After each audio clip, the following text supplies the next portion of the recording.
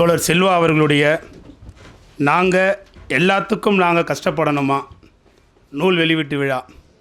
தோழர்களே, இந்த நூலில் உள்ள கட்டுரைகள் எல்லாமே என்னென்னா கள செயல்பாட்டாளர்களுக்கு ஒரு ஆவணம். ஏன் அப்படி சொன்னால், மார்க்சிஸ்ட் கட்சி மத்திய சென்னையில் உருவாக்கப்பட்ட போது கொரோனா காலத்தோடு உருவாக்கப்பட்டது. அப்படி கொரோனா காலத்தில் உருவாக்கப்பட்ட போது மக்களுக்காக, நல்வாழ்வுக்காக, சுகாதாரத்துக்காக வீட்டில் உள்ளிருந்தே என்னென்னா போராட்டம் தூண்டியது பார்த்திங்கன்னா எங்கள் மத்திய சென்னை மாவட்டம்தான். ஒவ்வொரு அத்தியாயமும் உண்மையிலே ஒரு வரலாறு. ஏன் அப்படின்னா, தோழர் தலைமை உறவில் தோழர் முரளி தோழர் சொன்னால் போல் கேசவ பிள்ளை அங்கே இருக்கக்கூடிய குடியிருப்பு பிரச்சனைகள், தமிழ்நாட்டுக்கு குடிசைவாழ் மக்களுக்கு தீர்வு சொன்ன போராட்டத்தினுடைய வெற்றியை தான் அதில் என்னென்னா அந்த கட்டுரையில் இருக்குது. அது மட்டும் இல்லாமல் சாலையோர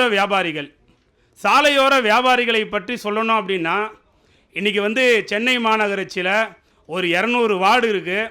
200 வார்டில் 15 மண்டலங்கள் செயல்படுது. இந்த 15 மண்டலத்துக்கும் உட்பட்டு கிட்டத்தட்ட 35,500 வியாபாரிகள் சென்னை மாநகராட்சியால் அடையாளம் காணப்பட்டு வியாபாரம் செஞ்சுட்டு இருக்காங்க.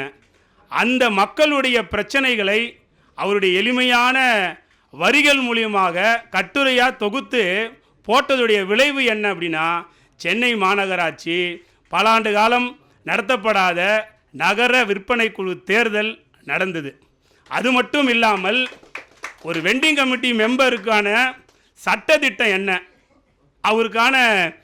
அவருக்கான என்னென்னலாம் வழிகள் இருக்குது அப்படின்னு சொல்லிட்டு அவர் அதில் கொண்டு வரும்போது தான் என்னென்னா சாமானியம் இருக்கக்கூடிய வியாபாரிகள் அதை என்னென்னா அரசு அதிகாரிகள்கிட்ட கேள்வி கேட்டதுடைய விளைவு அப்படின்னு பார்த்தீங்கன்னா, நீங்கள் மத்திய சென்னை மாவட்டத்தில் குறிப்பாக சொல்லணும் அப்படின்னா, ஒன்று தோழர் தீபலட்சுமி எழுத்தாளர் சொல்லும்போது கிருஷ்ணவேணி அம்மாவை பற்றி சொன்னார். ஆனால் அதே எக்மோரில் ஒரு முகமது என்ற ஒரு வியாபாரி அவருடைய கடை அடித்து நொறுக்கப்பட்ட பொழுது உங்களுக்கு எல்லாம் சோஷியல் மீடியாவில் வைரலாக வந்தது.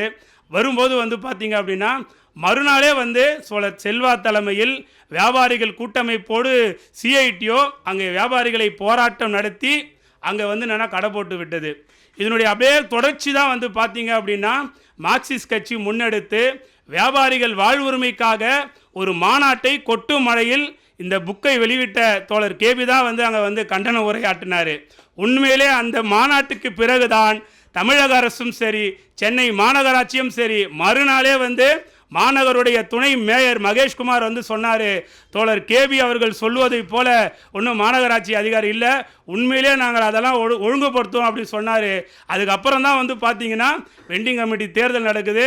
வெண்டிங் கமிட்டி மூலியமாக வியாபாரிகள் கூட்டமைப்பும் சிஐடியும் பார்த்தீங்கன்னா கிட்டத்தட்ட 65க்கும் மேற்பட்ட வெண்டிங் கமிட்டி வியாபாரிகள் ஜெயிச்சு அந்த நான் இதில் போயிருக்காங்க. ஏன் சொல்ல வரேன்னா, நீங்கள் ஒவ்வொரு கட்டுரையிலும் இருக்கக்கூடிய ஒரு உயிர் இருக்குது. உண்மையிலே இது புத்தகமாக நம்ம பார்க்கவே கூடாது. ஏன் அப்படின்னா, கோயம்புத்தூர்லேருந்து ஒரு தோழர்கள் ஃபோன் பண்ணாங்க. தோழர் போல் குடிசை மாற்று பிரச்சனைகளில் நாங்கள் எப்படி ஏதாவது குடியிருப்பு இருக்கோம், நீண்ட காலமாக இருக்கிறோம், கவர்மெண்ட் எங்களை அப்புறப்படுத்துகிறாங்க ஆக்கிரமிப்பாளர்னு, நாங்கள் எது மாதிரியான வழிகளை நாங்கள் கொண்டு வரணும்னு கேட்டாங்க. நான் ஒரே வார்த்தை தான் சொன்னேன், ஒன்று தீக்கதிரில் தோழர் செல்வாவோட கட்டுரை எடுத்து படிங்க, இல்லைனா இண்டுல வந்த கட்டுரை எடுத்து படிங்க அப்படின்னு சொல்லிட்டு. தோழர்களே, உண்மையிலேயே அந்த கட்டுரை எடுத்து போராட்டத்துடைய என்னென்னா கோயம்புத்தூரில் போராடிதான் என்னென்னா அங்கேயும் ஆக்கிரமிப்பை என்னென்னா நிறுத்தி வைக்கப்பட்டது. எதுக்கு சொல்ல வரேன்னா, எங்கெல்லாம் பிரச்சனைகள் வரும்போது என்னென்னா ஏதோ பிரச்சனையை போராடி ஜெயிக்கிறது மட்டும் இல்லாமல் அதற்கு தீர்வு காண என்னென்னா சரியான முறையில் ஆவணப்படுத்துறதுல உண்மையிலே எங்கள் மாவட்ட செயலாளர் மிக சிறந்த முறையில் என்னென்னா ஒவ்வொரு போராட்டத்தையும் ஆவணப்படுத்துறது. உண்மையிலே என்னென்னா ஃப்யூச்சரில் எப்படியெல்லாம் நீங்கள் போராடணும், அந்த போராட்டத்தை எப்படி கொண்டு போகணுன்றதுக்கு என்னென்னா ஒரு முன்னோட்டமாக தான் தோழர் செல்வா இது இந்த கட்டுரை தொகுப்பை எழுதியிருக்காரு. இன்னும் நிறைய எழுதினாதான் ஃப்யூச்சரில் சென்னை போன்ற நகரங்களில் இன்றைக்கி நகரமயக்கலில் பார்த்தீங்கன்னா அதிக சாதாரண உழைப்பாளி மக்கள் என்னென்னா பல்வேறு இன்னல்களுக்கு ஆளாகிட்டு இருக்காங்க. அவர்களுக்கெல்லாம் சிபிஎம்ஐ தவிர ஒரு ஆல்டர்னேட்டிவ் சொல்யூஷனே கிடையாது. ஏன்னா விளிம்பு நிலையில் இருக்கக்கூடிய மக்களுக்காக தொடர்ந்து போராடக்கூடிய கட்சி கட்சி மார்க்சிஸ்ட் கட்சி. அதிலும் சென்னை போன்ற நகரங்களில் மார்க்சிஸ்ட் கட்சி மத்திய சென்னையில் எடுக்கக்கூடிய எந்த விதமான போராட்டத்திலையும் பார்த்தீங்க அப்படின்னா உண்மையிலேயே ஒரு முக்கியமான போராட்டமாக தான் அதில் அமையும். ஏன் அப்படின்னா அந்த போராட்டத்தை நீங்கள் ஒவ்வொரு போராட்டத்திலையும் வந்து பார்த்தீங்கன்னா அதில் தனித்துவமாக ஆவணப்படுத்துறதுல தோழர் செல்வா உண்மையிலே வந்து சிறப்பாக வந்து செய்திருக்காருன்னு தான் நான் நினைக்கிறேன்.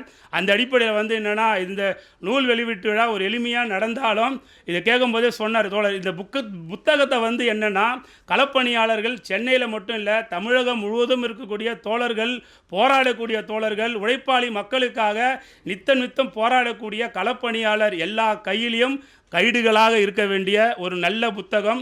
உண்மையிலே மீண்டும் அதிகமான முறையிலே தோழர் செல்வா அவர்கள் எழுத வேண்டும் என்று கேட்டுக்கொள்கிறேன். CITU சார்பில் இதில் தொழிலாளர்கள் மத்தியில் அத்தனை விதத்திலும் இந்த புத்தகத்தை கொண்டு போகிறதுல எந்த அளவுக்கு கொண்டு போக முடியுமோ அந்த அளவுக்கு கொண்டு போக முடியும் என்று கேட்டுக்கொண்டு வாய்ப்பளித்த தோழமைக்கு நன்றியை கூறி அமைகிறேன். நன்றி, வணக்கம்.